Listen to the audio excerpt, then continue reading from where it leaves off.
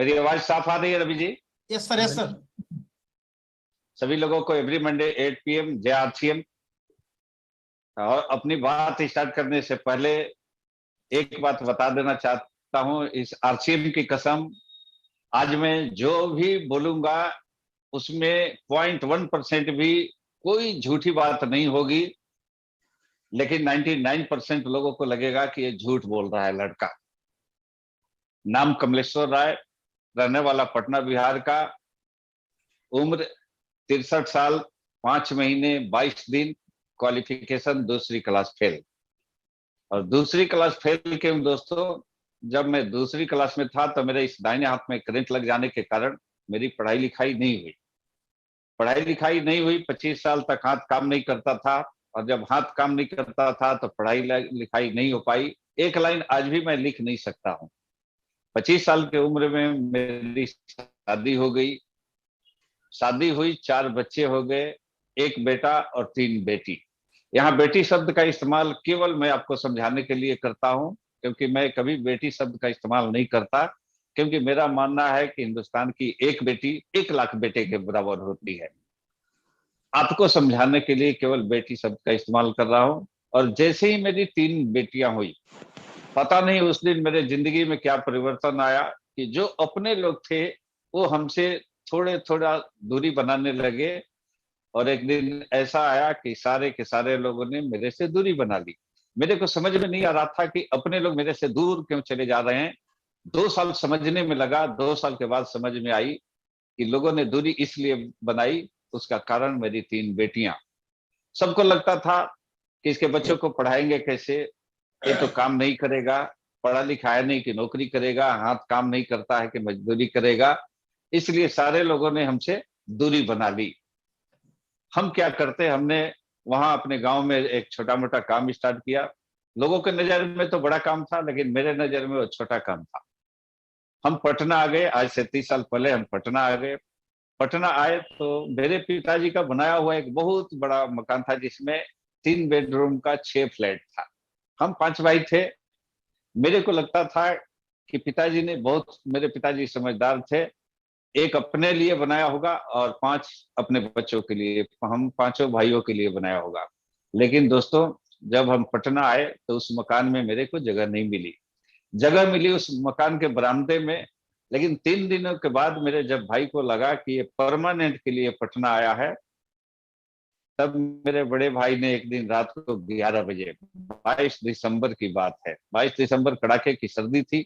मेरे बड़े भाई ने हमसे पूछा कि क्या इरादा है रहने का पटना। हमने कहा कि अब यहीं रहकर कुछ काम करेंगे। और जैसे ही हमने कहा यहीं रहकर कुछ काम करेंगे, मेरे बड़े भाई का जवाब था, रहने का व्यवस्था कर लो। हमने कहा कि यही बात भैया हम आपसे भी करना चाहते थे, यहीं रहने की व्यवस्था कर दीजिए, एक फ्लैट खाली करा दीजिए जो किराए पर लगाए हैं आप, हम उसी में रहेंगे। तब मेरे बड़े भाई का जवाब था कि इस मकान में तेरा कुछ भी नहीं है। हमने कहा ठीक है, कुछ भी नहीं है, हम रहने का व्यवस्था कर लेंगे कुछ दिनों के बाद। उन्होंने कहा कुछ दिनों के बाद नहीं, अभी कर लो। हमने कहा अभी का मतलब? उन्होंने कहा अभी का मतलब अभी कर लो। हमने कहा रात को 11 बजे, कड़ाके की सर्दी, कहाँ जाएंगे 4 बच्चों को लेकर? उन्होंने कहा कहाँ जाओगे, तेरा प्रॉब्लम है।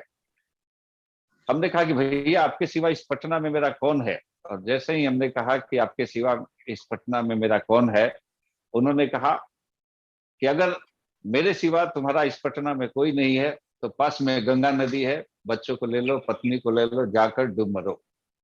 और जैसे ही मेरे भाई ने इस शब्द का इस्तेमाल किया, मैंने अपने बच्चों का हाथ पकड़ा, पत्नी का हाथ पकड़ा और आ गए पटना स्टेशन पर। थोड़ा सा कल्पना करके देखें, 22 दिसंबर की रात, 4 बच्चे, बेटा गोद में था, न ओढ़ने के लिए एक चादर, न बिछाने के लिए एक चादर। पटना स्टेशन पर वो रात गुजरी। कूड़े से हमने कागज लाया, प्लास्टिक लाया, कूड़े से चुन चुन कर कपड़ा लाया और उसको जलाकर कटी मेरी ठंड भरी रात।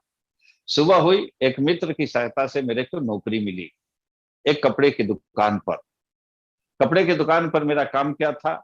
सुबह दुकान खोलना, झाड़ू लगाना और पूरा दिन वहां आने वाले ग्राहकों को पानी पिलाना। और बदले में मिलता था मेरे को 1200 रुपये। उस 1200 रुपये में 300 रुपये किराए का एक झोपड़ी हमने लिया था और 900 रुपये में गुजारा हो रहा था।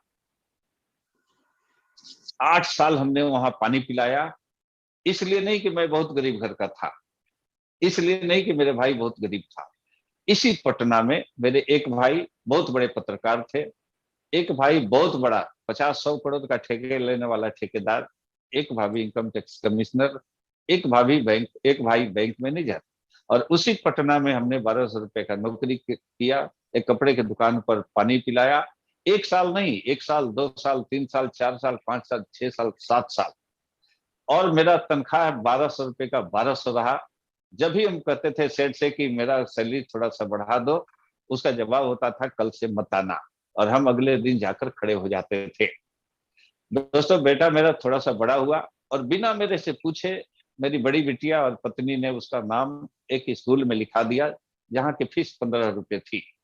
और लगातार 3 महीने एक दिन फीस नहीं देने के कारण मेरे बेटे का नाम काट दिया गया। वो डेट था 9 जनवरी 2004 का। मेरे बेटे का नाम काट दिया गया। मैंने स्कूल जाकर प्रिंसिपल का पैर पकड़ा, हाथ पकड़ा, रोया, गिड़गिड़ाया, लेकिन उस प्रिंसिपल ने मेरी बात नहीं सुनी। और उस दिन हमने आत्महत्या करने का निर्णय लिया। मैं वहां से निकला कि अभी जाऊंगा बाजार, एक जहर का पुड़िया लाऊंगा, खुद खाऊंगा, बच्चों को खिलाऊंगा और जीवन लीला समाप्त कर लूंगा। लेकिन जैसे दोस्त बाजार में निकले, हमने पॉकेट में हाथ डाला तो मेरे पॉकेट में 10 रुपए का भी नोट नहीं था। हमने सोचा कि अब घर नहीं जाएंगे 10 रुपया लेने, यही बाजार में किसी से मांग लेंगे। पटना के आईटीओ चौराहे पर, इनकम टैक्स चौराहे पर हम खड़े थे। अचानक मेरे बगल में एक बाइक रुकी, और फिल्मी अंदाज में वह बाइक वाला बोलता है कि आजा मेरे बाइक पर बैठ जा। आवाज जाना पहचाना लगा। उसने हेलमेट उतारी तो देखा हमने कि एक मेरा बहुत पुराना दोस्त पूछता है कि कहाँ थे भाई इतने दिन से। हमने कहा आप कहाँ थे? उन्होंने कहा कि हम तुमको बहुत दिनों से ढूंढ रहे थे। हमने कहा हम भी ढूंढ रहे थे। उसने कहा क्यों ढूंढ रहे थे? हमने कहा पहले हमको 10 रुपए का एक नोट दो, उसके बाद बताएंगे क्यों ढूंढ रहे थे। उसने पर्स निकाला, और पर्स में उसके बहुत सारे पैसे थे। उसने कहा 10 रुपए, 20 रुपए, 50 रुपए, 100 रुपए, 500, जितना लेना है ले लो, लेकिन एक शर्त है। मैंने कहा क्या शर्त है? उसने कहा पहले 2 घंटा समय देना पड़ेगा। हमने कहा 2 घंटे के बदले 4 घंटा ले लो, 8 घंटा ले लो, 8 दिन ले लो, 1 महीना ले लो, मेरे पास बहुत समय है, लेकिन पहले 10 रुपया दे दो। उसने कहा नहीं, पहले 2 घंटा दे दो। हमने कहा करना क्या पड़ेगा? उन्होंने कहा मेरे गाड़ी पर बैठो। उसके गाड़ी पर बैठे, वो ले गया पटना के आईएम में हॉल में, जहां आरसीएम बिजनेस की मीटिंग चल रही थी। उसने मेरे लिए भी टिकट लिया, अपने लिए भी लिया, और जाकर हॉल में बैठाया, और कहा कि यहाँ 2 घंटे बैठो, 2 घंटे के बाद 10 रुपया ले लेना और घर चले जाना। और उस 10 रुपए के लिए हम उस हॉल में बैठ गए।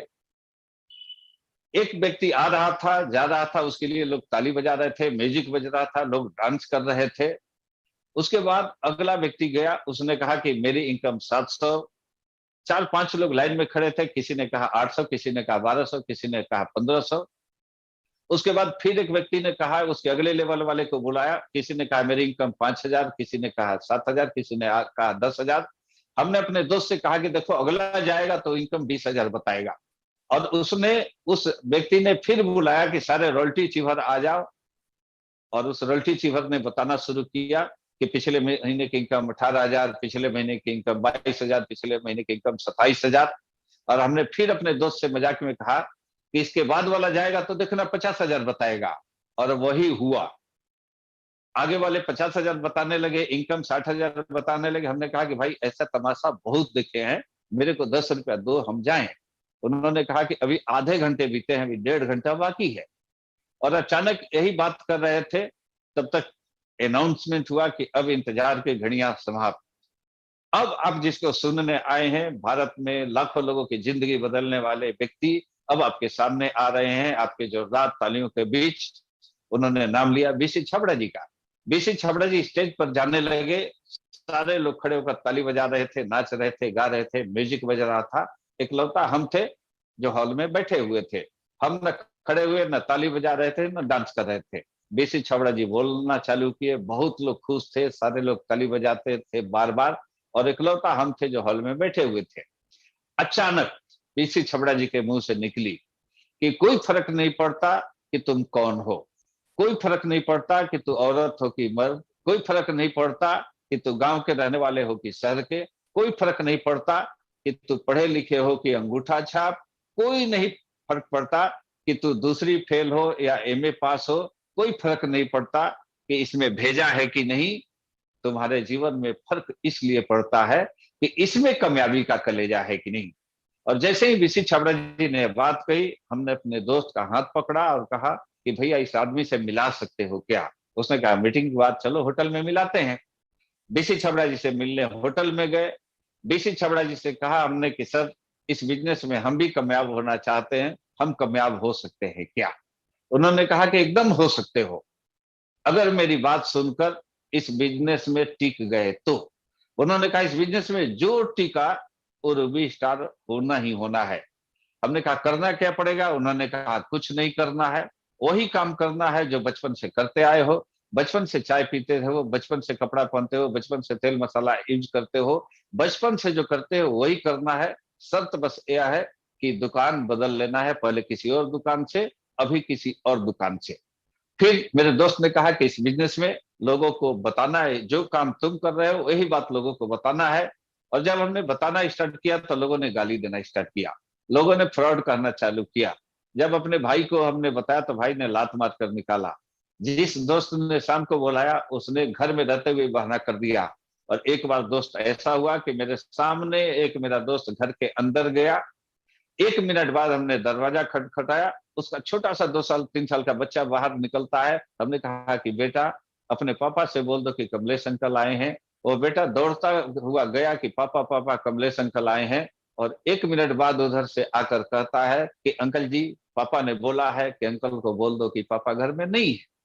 हम बात समझ गए, हम वहां से चल दिए। बीसी छबड़ा जी को फोन किया हमने कि सर, आपने कहा था कि यह बिजनेस दिलों को दिलों से जोड़ता है, मेरे जुड़े हुए लोग भी टूट रहे हैं, हम क्या करें। उन्होंने कहा क्या हुआ। मैंने कहा बताने लायक नहीं है, अब हम आरसीएम नहीं करेंगे। उन्होंने कहा 13 फरवरी को हम फिर पटना आ रहे हैं हमसे मिलना, उसके बाद आरसीएम छोड़ने करने का निर्णय लेना। बीसी छबड़ा जी आए और बीसी छबड़ा जी ने कहा अब क्या इरादा है। हमने कहा अब आरसीएम नहीं करना है। उन्होंने कहा नहीं करना है तो क्या करोगे। हमने कहा कुछ भी कर लेंगे। उन्होंने कहा बच्चे तुम्हारे कितने हैं। मैंने कहा 4। उन्होंने कहा बड़ा बच्चा। हमने कहा बिटिया है। उन्होंने कहा शादी कर दिया। हमने कहा कि नहीं, अभी तो 12 साल की है। उन्होंने कहा शादी करोगे। हमने कहा किसी दिन करेंगे। उन्होंने कहा कि देखो तुम्हारी बिटिया की शादी तो होगी, उसका 3 तरीका है। पहला तरीका कि वो तुमको बिना बताए शादी कर ले। दूसरा तरीका कि समाज के लोग उसकी शादी चंदा करके मंदिर में कर दे। और तीसरा तरीका है कि तू अपनी बिटिया की शादी कर तो हेलीकॉप्टर से विदाई कर सकता है, अगर मेरी बात मान ले तो। हमने कहा करना क्या पड़ेगा बताओ। उन्होंने कहा कि देखो सिंपल फॉर्मूला है, लोग तुमको क्या बोलते हैं इससे कोई फर्क नहीं पड़ता, आज से तुम वही बात करो जो मैं बोलता हूं। उन्होंने कहा कि प्रतिदिन 2 लोगों को इस बिजनेस के बारे में बताओ। हमने कहा ठीक है बताएंगे तो क्या होगा। उन्होंने कहा प्रतिदिन 2 लोगों को बताओगे तो महीने में होगा 60, उसमें से जुड़ ही जाएंगे 2 4 8। उन्होंने कहा प्रतिदिन 2 लोगों को बताओगे तो महीने में होगा 60, उसमें से जुड़ ही जाएंगे 2 4 8। और जो 2 4 8 जुड़े उनको भी यही फॉर्मूला सिखा दो। हमने कहा ठीक है सर। और फिर बीसी छबड़ा जी ने अपने स्टाफ से एक पेपर मंगाया, उस पेपर पर लिखा कुछ और लिफाफे में बंद किया। और उन्होंने कहा कि तुमने आरसी बिजनेस ज्वाइन कब किया था। हमने कहा कि हमने 9 जनवरी 2004 को। उन्होंने उस लिफाफे पर लिखा 9 जनवरी 2005। हमने कहा कि सर हमने 4 बोला। उन्होंने कहा मैंने सुना, हमने 5 लिखा। 9 जनवरी 2005 को तुम्हारा इस बिजनेस में 1 साल होगा। और 1 साल बाद जब होगा तो इस लिफाफे को खोलना, उसके पहले मत खोलना। हम घर आए, उस लिफाफे को ठीक से रख दिए, काम करने लगे, लोगों को प्लान दिखाने लगे, प्रतिदिन 2 लोगों को बताने लगे। महीने में 60, उसमें से जुड़ ही जाते थे 2 4 8। और लोगों को बताने लगे। चौथे महीने हम रॉयल्टी अचीवर बने, 8वें महीने हम टेक्निकल अचीवर बने। और दोस्तों 12वें महीने की मेरी इनकम, 12वें महीने की जो मेरी चेक आई थी वो 1,12,000 की थी। अब 1,12,000 की चेक आई थी, ये मायने नहीं रखता था। उस दिन मेरा 1 साल हुआ था बिजनेस में। और उस 1 साल होने पर हमने निर्णय लिया था कि आज उस लिफाफे को खोलेंगे कि उसमें से निकलेगा क्या, बीसी छाबड़ा जी ने लिखा क्या है। दोस्तों उस दिन हम घर आए, 8 जनवरी को हम रात को सोए। बच्चों से कहे कि बेटा आज मेरे को अलग छोड़ दो, क्योंकि उस समय इनकम बहुत अच्छी आ गई थी। झोपड़ी से निकलकर हम 3 बेडरूम के फ्लैट में पहुंच चुके थे। हमने कहा कि आज हमको अकेला छोड़ दिया जाए, पत्नी से भी हमने कहा कि अकेला छोड़ दिया जाए। हम अलग रूम में सोने का नाटक करने लगे, तब तक बच्चे सो गए। घड़ी में बताया 12 बजे, 12 बजा, 12 बजकर 1 मिनट हुआ, 9 जनवरी का डेट आया। हमने अलमारी से उस लिफाफे को निकाला, निकला निकला उसमें से कागज का टुकड़ा, और हम उस लिफाफे में कागज का टुकड़ा निकालकर जो उसमें बीसी छबड़ा जी ने लिखा था पढ़ना स्टार्ट किया। पढ़ता रहा, रोता रहा, पढ़ता रहा, रोता रहा, पढ़ता रहा, रोता रहा। दोस्तों, सुबह के 4 बज गए उस कागज के टुकड़े पर जो लिखा था उसको पढ़ने में, और केवल 2 लाइन लिखा हुआ था। और उस 2 लाइन को पढ़ते हुए रोते रहे, पढ़ते रहे, रोते रहे। सुबह के 4 बज गए। मेरी पत्नी आई, देखी कि रोते हुए, उसने कहा कि अरे पत्थर दिल इंसान, तू तो उस दिन भी नहीं रोया था जिस दिन बच्चा बीमार था, डॉक्टर ने कहा था कि यह दवा लाओ, नहीं तो तुम्हारा बच्चा नहीं बचेगा, और तुम दवा का इंतजाम नहीं कर पाया था, उस दिन भी नहीं रोया था। ये तुम्हारे आंखों में आंसू कैसे? तुम्हारे आंखों में तो आंसू नहीं होना चाहिए, तू तो पत्थर दिल हो। हमने उस कागज के टुकड़े को अपनी पत्नी की तरफ बढ़ाया, और उस कागज के टुकड़े को मेरी पत्नी पढ़ी, पत्नी भी रोने लगी। बच्चे आ गए, बच्चे जग गए कि मम्मी पापा रो क्यों रहे हैं। बच्चे उस कागज के टुकड़े को पढ़े, बच्चे भी हमको पकड़कर रोने लगे। 2 घंटा रोते रह गए, रोते रोते सुबह हो गई। अब आप लोग शायद जानना चाहते होंगे कि बीसी छबड़ा जी ने उस कागज के टुकड़े पर लिखा क्या था। दोस्तों, उस बीसी छबड़ा जी ने उस कागज के टुकड़े पर केवल 2 लाइन लिखा था कि बेटा याद करो आज से 1 साल पहले की बात, बेटा याद करो 1 साल पहले की बात। 1 साल पहले जो लोग तुमको देखकर मुड़ जाते थे, वो सारे लोग आज मुड़ मुड़ कर देख रहे होंगे, मुड़ मुड़ कर देख रहे होंगे, मुड़ मुड़ कर देख रहे होंगे। और दोस्तों, सही में लोग मुड़ मुड़ कर देखते थे। 1200 रुपए का नौकरी करने वाला, जिसकी पहली इनकम 52 रुपए आई थी, और 52 रुपए आई थी तो बीसी छबड़ा जी को हमने खूब गाली दिया था। और बीसी छबड़ा जी ने उस दिन कहा था कि बेटा इस पर जितना जीरो लगाना चाहे लगा सकते हो, अगर तूने अपने अपलाइन की बात मानी तो उस पर 1 जीरो लग जाएगा, अगर तूने सिस्टम को फॉलो अप किया तो उस पर 1 जीरो और लग जाएगा, तुमने ड्रेस सही रखा तो 1 जीरो और लग जाएगा, मीटिंग सेमिनार अटेंड किया तो उस पर 1 जीरो और लग जाएगा। कब वो 52 रुपए 52 हजार में बदलेगा, को वो 52 रुपए 1,52,000 में बदलेगा, और कब वो 52 रुपए 4 लाख 5 लाख में बदल जाएगा, तुम सोच नहीं सकते हो। केवल सिस्टम को फॉलो करो, केवल सिस्टम को फॉलो करो, और एक ऐसा अपलाइन चुनो जिस अपलाइन की बात लक्ष्मण रेखा हो, भगवान का दिया हुआ वरदान हो, वो अपलाइन जैसा कहे वैसा कर दो। हमने गुरुदेव जेके जैन सर को पकड़ा, और हमने कहा कि सर आज से आप जो भी कहेंगे हम करेंगे। जैन सर ने कहा कि 6 बेसिक को फॉलो करो। हमने कहा क्या है 6 बेसिक?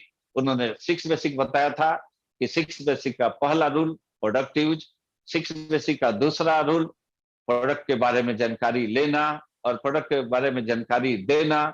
6 बेसिक का अगला रूल अपना ड्रेस अप सही रखना।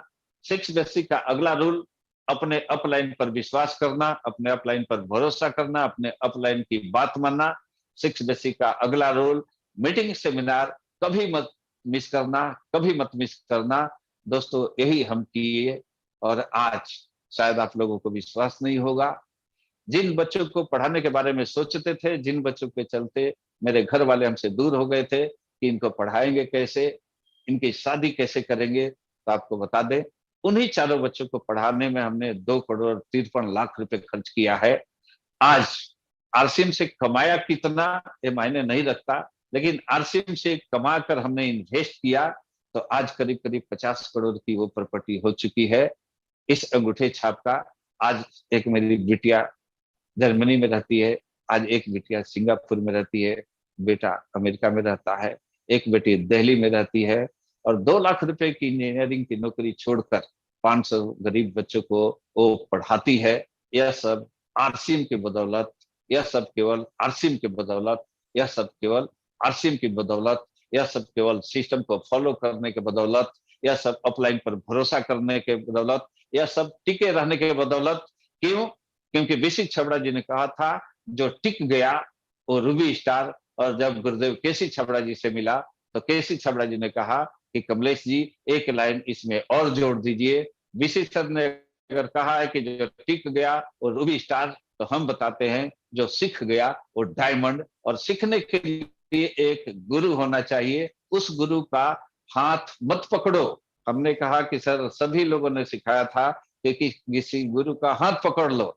उन्होंने कहा नहीं, किसी गुरु का हाथ पकड़ने से कामयाबी नहीं मिलेगी, अगर वह गुरु तुम्हारा हाथ पकड़ ले तो तुमको कामयाबी मिल जाएगी। और उस दिन एक मीटिंग में हम गए थे, तो ट्रेनर ने बताया था कि एक जंगल से एक लड़का, एक लड़की और उसके पिताजी लकड़ी लेकर आ रहे थे। अचानक नाले में पानी का बहाव तेज हो गया। लड़की ने हाथ पकड़ रहा था, बाप कह रहा था कि बेटा जल्दी से मेरा हाथ पकड़ लो, मजबूती से पकड़ लो, और लड़की कह रही थी कि तुम पकड़ लो। बाप कह रहा था कि बेटा तुम पकड़ो या हम पकड़े, इससे क्या अंतर। बेटी ने कहा कि बेटा पापा थोड़ा सा ऊंच नीच हो जाए तो शायद मेरा हाथ आपसे छूट जाए, लेकिन आप अगर मेरा हाथ पकड़ लेंगे तो कुछ भी हो जाए आप मेरा हाथ नहीं छोड़ेंगे।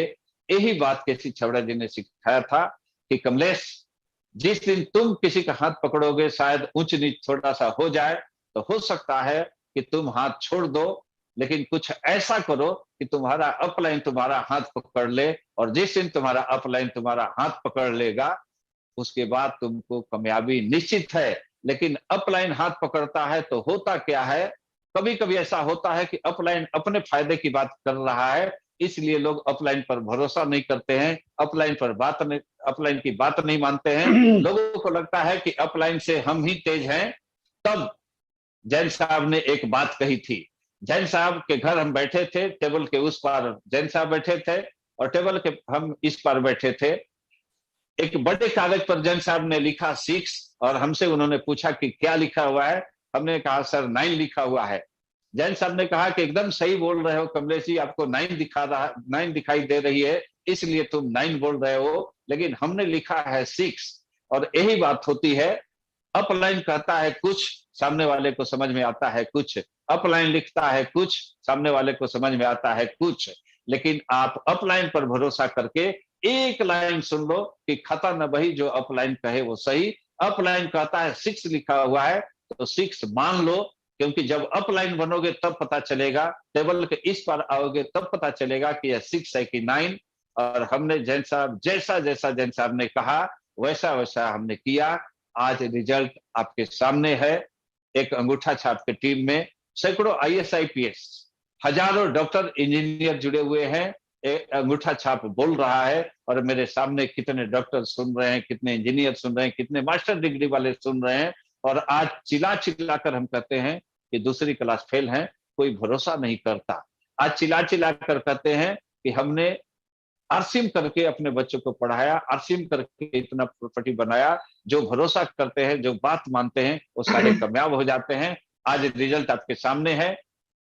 अजीत वर्मा जी ने भरोसा किया मेरे पर, स्टार रूबी हो गए। गोपाल सर ने भरोसा किया, आज देखें चंदन राज जी ने भरोसा किया, ललन दास जी ने भरोसा किया, मनोज जी ने भरोसा किया, आज देखें लुकमान सर ने भरोसा किया, पंचर बनाने वाले रमेश गढ़वाल ने भरोसा किया, आज देख ले राजेश स्वामी जी ने भरोसा किया, उड़ीसा जाकर किए, आज गोरखपुर के अवधेश शर्मा जी ने भरोसा किया, चंदन राज जी ने भरोसा किया, रंजन यूके जी ने भरोसा किया। जिसने जिसने भरोसा किया आज सारे कामयाब हैं। आप सारे लोग से मेरी हाथ जोड़कर प्रार्थना है कि आप भी अपने अपलाइन पर भरोसा करें, आप भी सिस्टम पर भरोसा करें। आज तो फिजिकल मीटिंग नहीं होती है, लेकिन हम लोगों को गुरुदेव जेके जैन सर ने इतना बड़ा मंच दिया है, और इतने बड़े मंच पर अगर एवरी मंडे 8 PM पर हम लोगों ने भरोसा कर लिया तो सारे लोग कमलेश्वर राय से आगे निकल सकते हैं।